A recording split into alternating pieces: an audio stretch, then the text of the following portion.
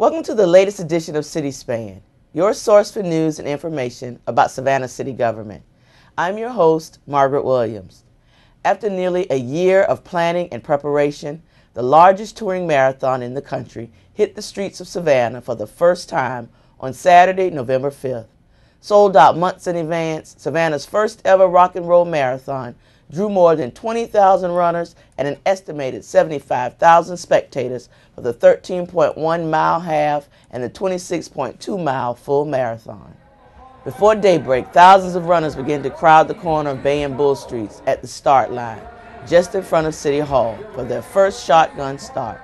The first wave of runners hit the streets at 7:30 a.m., following a route that took advantage of some of Savannah's most scenic spots.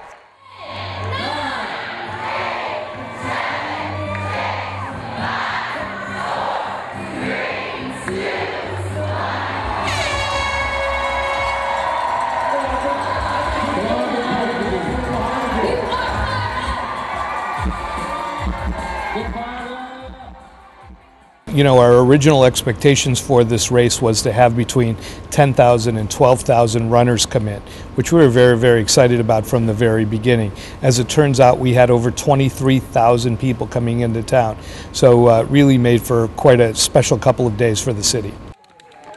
According to representatives from the competitor group, the producers of the rock and roll marathons, Savannah's race was one of the most successful first-year events, drawing runners from all 50 states and 20 countries. The event was also a boon to the region's economy. Well, you know, we've had so many compliments on how beautiful the city is. We've had so many compliments on how friendly and personable Savannians are. But more than anything else, just the fact that people came out to support the race. Just a special thank you, to the community for being so supportive, for being so positive. We made a very, very, very good impression on a lot of people from around the country and around the world. And not only will they come back, but they'll tell their friends, and that's good for all of us.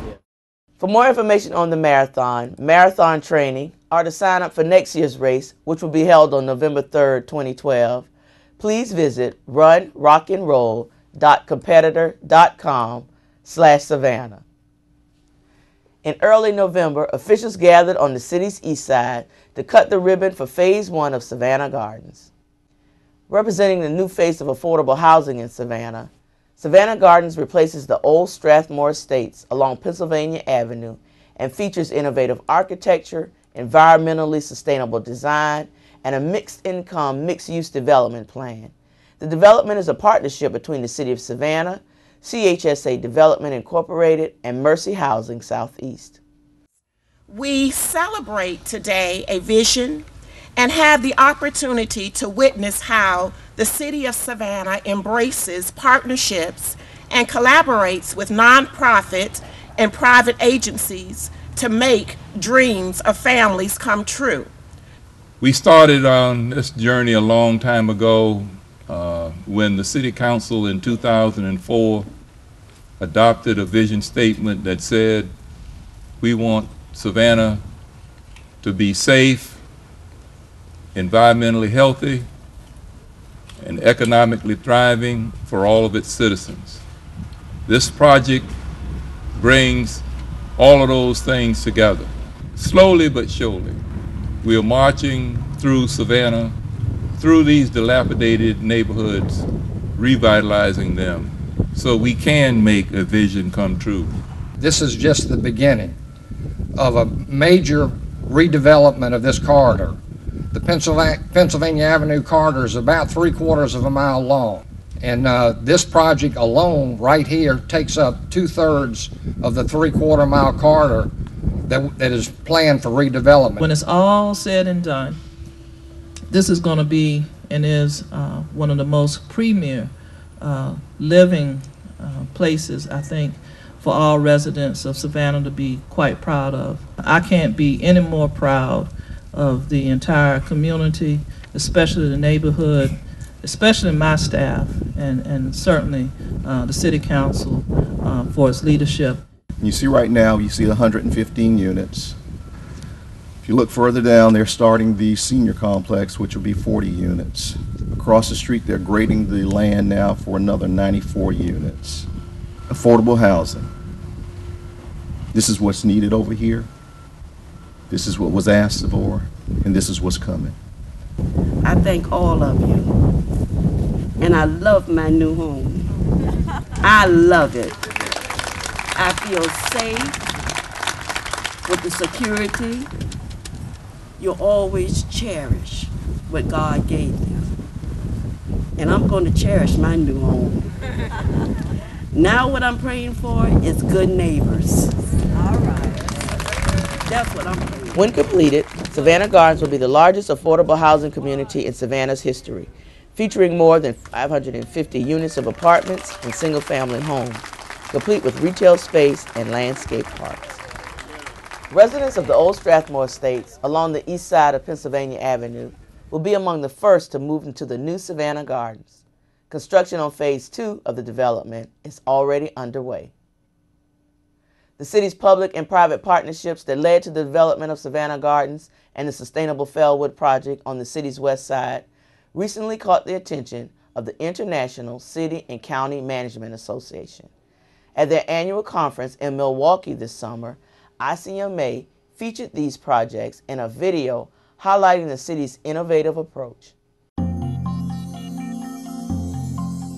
The City of Savannah has used public-private partnerships and a progressive citizen engagement process to develop two major mixed-income sustainable housing developments, Sustainable Fellwood and Savannah Gardens.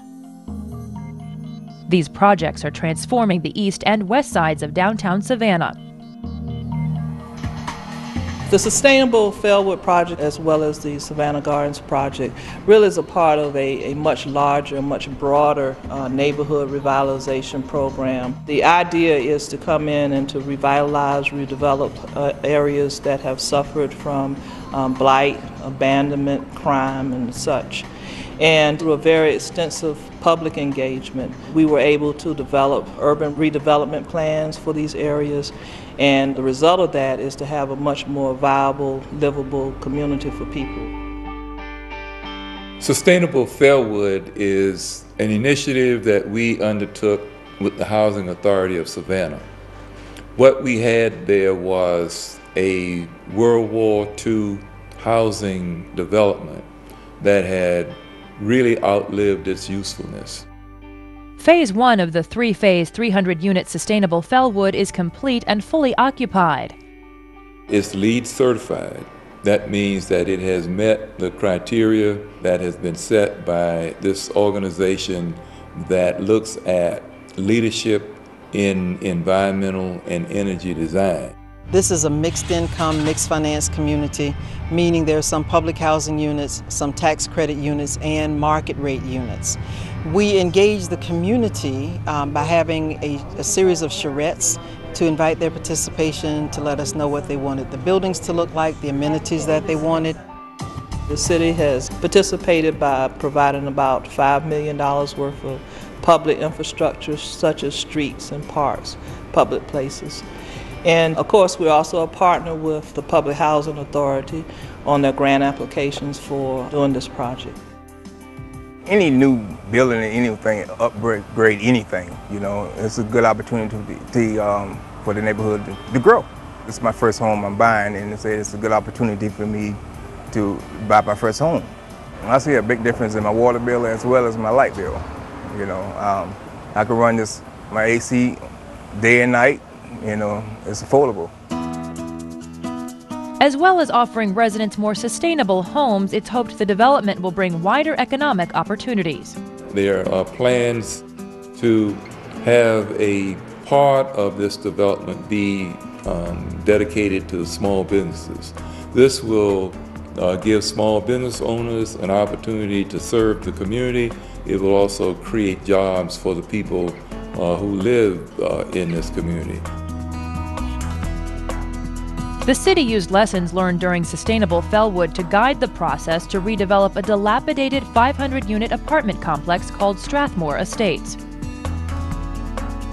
An extensive public input process led to a major 600-unit mixed-income development called Savannah Gardens. It reconnects the 50-acre parcel to the surrounding neighborhoods. We're the developer in this case, partnering with the city, and then we have several other developers that are buying into it and developing parts of it. Right now they're doing the multifamily type thing, and then we'll be doing a lot of the single-family homes. We'll have other developers come in to finish the project. This was an opportunity to help clean up the crime here and provide some real quality housing to people who've been living in housing that was 60, 70 years old and starting to come apart. A lot of blight that was over here. The residents wasn't getting the right service, so they should enlighten it, make this a better place to live, especially for the seniors. I was requested to be a member of the planning committee from the beginning, and the final analysis would be a board of directors, in which I'd be honored to serve. The city and the neighborhoods here have been involved with the planning phases, getting the development people together, and then getting everything started. And then we continue to communicate with all those different organizations to let them know what's going on. Of course, the best way to show them what's going on is to come out here and take a look at what's here. So that's been a key too, is they're seeing what we told them we were going to put here, beautiful quality housing. ICMA was founded in 1914 to create excellence in local governance by developing and fostering professional management to build sustainable communities that improve people's lives worldwide. The City of Savannah is honored to have been recognized by ICMA for its work on the affordable, sustainable housing front. Savannah City Council got down to the business of creating the 2012 budget in November, starting with the 3-day budget retreat at the Civic Center. The entire city leadership was on hand to talk dollars and cents with the mayor and aldermen as they developed a $325 million work program and capital building plan for next year.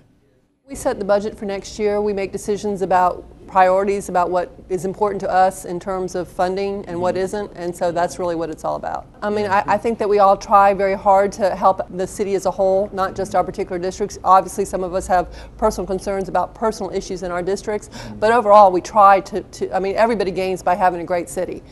Among the highlights, a new fire station with 30 firefighters will open on Chatham Parkway. Drainage improvements will be completed on Waters Avenue, Gwinnett Street, and Baldwin Circle. The property tax rate, which has been cut by nearly 30% over the past 14 years, will not go up in 2012.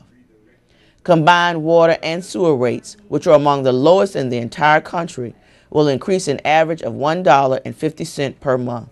The small increase is needed to pay for an expected $108 million in infrastructure improvements needed to meet new regulations over the next 5 years. Today will be the nuts and bolts. I mean, we'll have to make serious decisions about the raise. The administration wants a 2% raise. That's huge. Obviously, they want another $6 million increase in fees. No increase in taxes. That's the good news in property taxes. But the fees are going to be talked about greatly, and the raise, I assume, is also going to be talked about greatly. Making her first appearance at a city meeting during the retreat was Savannah's brand new Research and Budget Director, Cynthia Marietta. Ms. Marietta is a CPA, outgoing CFO in New Mexico State Government, and former Budget Director for the City of Dallas, Texas. For me, this retreat has been very helpful in that I'm able to see the different concerns of the various aldermen, mayor, and receive their input on the suggestions for the budget. And today I hope we'll be going into the nuts and bolts, looking at the recommendations and the process that the council will be going through to actually approve the budget. The proposed budget is available at the Bull Street Library and Oglethorpe Mall Library or online at savannahga.gov. Just type in 2012 budget in the online search tool at the top of the home page. This is as close as we're going to get to the ideal democratic process of where citizens come together and make decisions about how they are to be governed, because we are your representatives, your servants, and we want to make sure that at least during this administration that we get it right in terms of who serves whom. We serve you, That pledge was made by Mayor Otis Johnson back in 2004 after he and the newly elected City Council promised to bring forth a more transparent, accountable, and responsive form of city government to our community. In October, Mayor Johnson presided over the last of what has been one of the more tangible elements of that promise, the 32nd Town Hall meeting of his administration. Over the past 8 years, town hall meetings have been used to launch a host of new initiatives and to report back to the public how the city has done on key priority issues established by council. The quarterly meetings also gave citizens the opportunity to ask questions directly of their city leadership. My other question would be regarding the audio and or visual signage on the street corners for the city of Savannah. Most of those in attendance at the October meeting were there to say thanks and farewell to Mayor Johnson, who used the meeting as an opportunity to reflect back on the past 8 years. And so I have taken the mandate and the privilege tonight to refresh you on what we have achieved. So don't get caught up in the moment.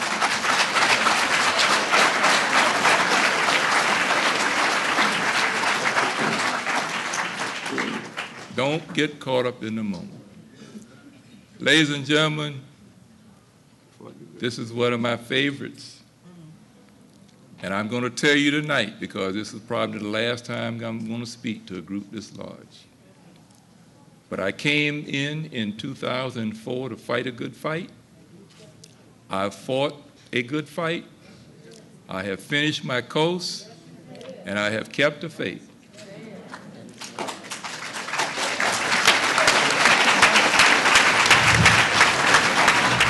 You can view the entire meeting online by going to the city's website, savannahsga.gov, and clicking on the Watch SGTV Programs online link on the left-hand side of the page. Savannah City Manager Rochelle Small-Toney has appointed City Development Services Director Peter Shanka to the newly created position of Assistant City Manager for Utilities and Construction.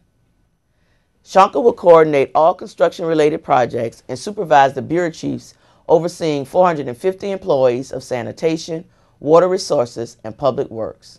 Of course, with the city, you want to be good stewards of the taxpayer money. You want to work as efficiently as possible. I would like, all of our programs to be up there with the best in the state of Georgia.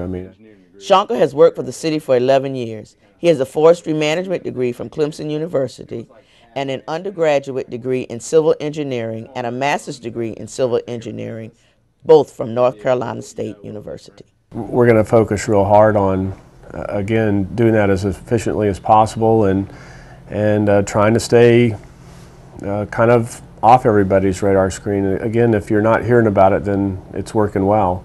The new Assistant City Manager for Utilities and Construction and the yet-to-be-hired ACM for Administrative and Community Services positions were created in a reorganizational plan introduced by Small-Toney last summer and will allow for better coordination between her office and the city's bureaus, improve response time to our citizens, and advance achievement of council priorities. Step Up Savannah, a local nonprofit who is engaging the community for greater impact, held their annual breakfast meeting last month on the campus of Savannah Tech.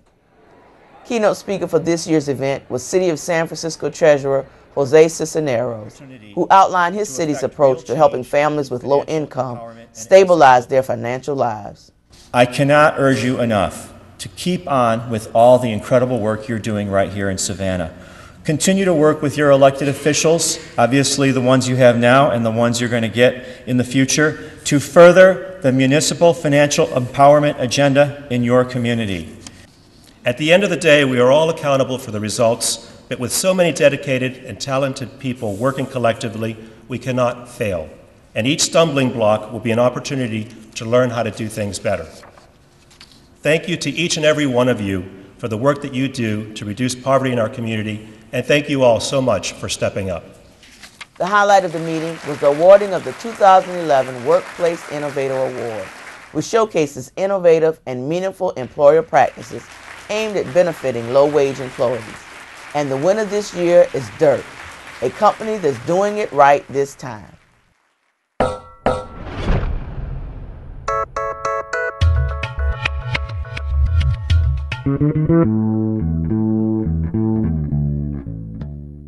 A manufacturing plant where every employee is cross-trained and everyone gets the chance to boost their earnings by taking specially designed electrical and maintenance apprenticeship programs.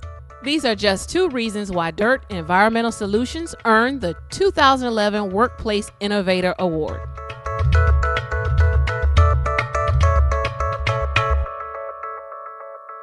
The Calgary-based company that prides itself on creating design solutions that reflect the needs of the client also seeks to meet the needs of its employees with unique training and benefits, and a policy that gives everyone a chance.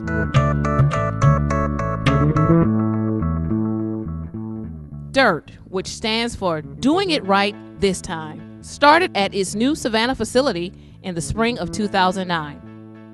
About 100 men and women work at DIRT's 81,000 square foot plant in Crossroads Business Park.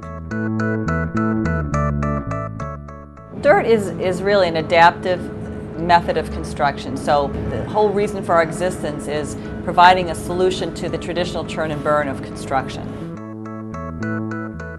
DIRT is not only environmentally friendly, it's employee friendly. DIRT has hired all local employees using no background checks, no drug screening, no exceptions. We don't care so much about education when we hire in. We don't do background checks, we don't do background screening. We don't care if you have some glitches in your past. We certainly don't do credit checks. We don't do drug tests. We have an open door policy for applications. There's never a time when someone comes to this facility and they walk in and ask for an application that we don't welcome them, thank them for coming in. DIRT's family-friendly attitude goes way beyond the workday. It's what drives the company to not only offer free physicals on the job, but also to provide health insurance at no cost to employees. Breaks, they're required every 3 hours. Hot meals, breakfast, lunch, and dinner are all prepared by a chef for free. To think of a company that will feed you lunch every day, you have to really ask yourself, what's in it for them? Why is someone doing that for me? And once you're here for a while, you begin to realize that it is because they want you to feel good about what you do. When you feel better about what you do, you will do a much better job and get more accomplished, and not just for yourself, but for the company as a whole. Employees start at $10 to $12 an hour. But with these kinds of benefits, overall compensation quickly adds up. Still, it's the focus on training that automatically boosts baseline pay that sets DIRT apart. Our whole philosophy, and it comes straight from the top, is that our company exists for the sake of the people. That's what we're here for, and to the extent that we can serve their needs, that's going to make our company grow. And then while they're working, if they express a need that we can meet, we try to do that. We have employees that were never able to get their high school diplomas, and so if they're interested in pursuing a GED, we do that. We have an employee now that is training at Savannah Tech. He's working part-time and he's going to Savannah Technical College to get his apprenticeship and his electrician certification. With all this from a company that playfully refers to itself as dirt bags, what more could they honestly do? Ice cream sundae parties? Every Thursday at the second break, we have Leopold's come in and bring in ice cream, and that's because our CEO not only fell in love with Savannah from a business standpoint, but he fell in love with Savannah as a human being, and he fell in love with Leopold's right off the bat, and so he wanted to be able to bring that to the staff here. So every Thursday afternoon at 3:45, the staff can invite their families to come in and have ice cream. Because of all the things that the company does for us with our benefits, you know, the ice cream Thursdays, the beer nights, volunteering throughout the community, the company picnic once a year, you know, the children's Christmas party, the adult Christmas parties. Which allows all of the workers to get together amongst themselves and pretty much create a team atmosphere. It's more of a family-oriented situation. Because of all the things that the company does for us, people actually want to come to work. Every company has slow production periods, but what do you do during the downtime? DIRT pays for its employees to give back to our community. So Sometimes there's slow production and sometimes there's a lot of production. But when it's slow, we made a commitment to our people that we will not do layoffs. And so what we did is we went and volunteered throughout the community. We'd set up groups with the hospice group. Habitat for Humanity, to the Second Harvest Food Bank, a multitude of places that use volunteers. And we'd take teams of people at a time, and instead of sending people home, we'd go out and volunteer and pay them for the day. And there were many of our employees that didn't really understand the concept of community service. And we had one fellow say that, I should be on the receiving end of community service. I don't do community service. And he actually went out in the community at Senior Citizens and bonded with some folks there, and he came back with an entirely different attitude about what community service is. Taking care of our people is number one, and everybody in this facility and everyone in the company knows that. Those people, and we're also people at DIRT, but we're going to make the company grow. It has to be about people.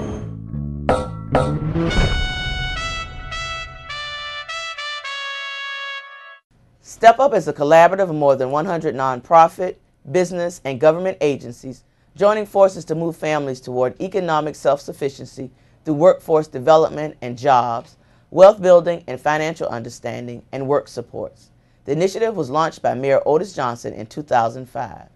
For more information, visit their website at stepupsavannah.org.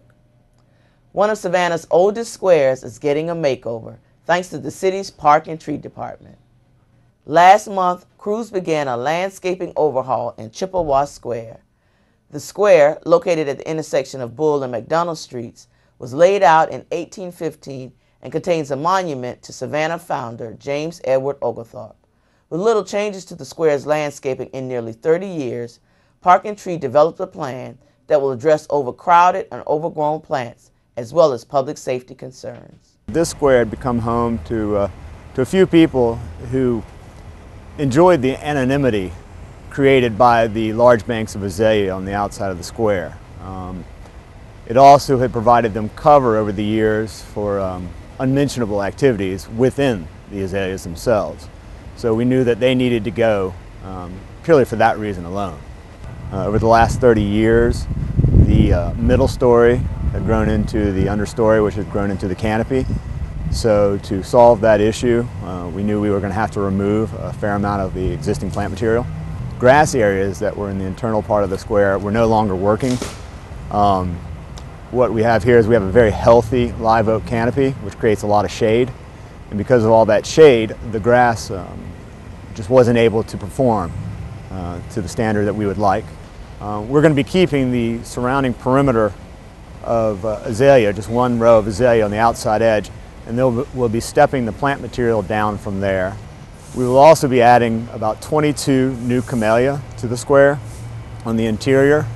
There'll be 11 to either side, and then we'll be adding 4 specimen camellia, one on each corner of the Oglethorpe statue. In the spring, we're going to have azalea blooming. In the summer, we will be having hydrangea and abelia blooming. In the fall, we'll have gardenia, and throughout the winter, all the new camellias. So it'll be a beautiful square year-round. In addition to the landscape improvements, cleaning, repair, and improvements to the hardscape, including the Oglethorpe Monument, the marble benches at the north and south sides of the square, the brick walkways, and the numerous benches are also planned. Several of the walkways will be modified. We do have some tree walkway conflicts in here where the trees have pushed up the walkway and made the walkways pretty inaccessible. The benches on the north and south side of the square will remain. They are considered part of the monument. The Oglethorpe Monument runs all the way from the benches on the south of the square to the benches on the north of the square. We are going to be doing some monument improvements. We're going to be cleaning the monuments to remove biological growth from it. And some of the benches that have been hit by vehicles over the years will be reset to put them in better shape. There are around the circle in Oglethorpe Square some old concrete benches with treated wood slats on. Those will be coming out and they'll be replaced with some Victorian-styled ornamental iron benches with Ipe wood slats on them. It's going to be a very attractive design in here. Work will continue in the square through late December. The city's long-awaited Cultural Arts Center moved one step closer to reality in early November when the Chatham Area Transit Board approved the sale of a parking lot at the corner of MLK and Oglethorpe Avenue. City Council had earlier agreed to purchase the property for $2.4 million, about half the appraised value. The site became available after the CAT board decided to move its planned downtown transit facility to the Greyhound bus station on Oglethorpe Avenue.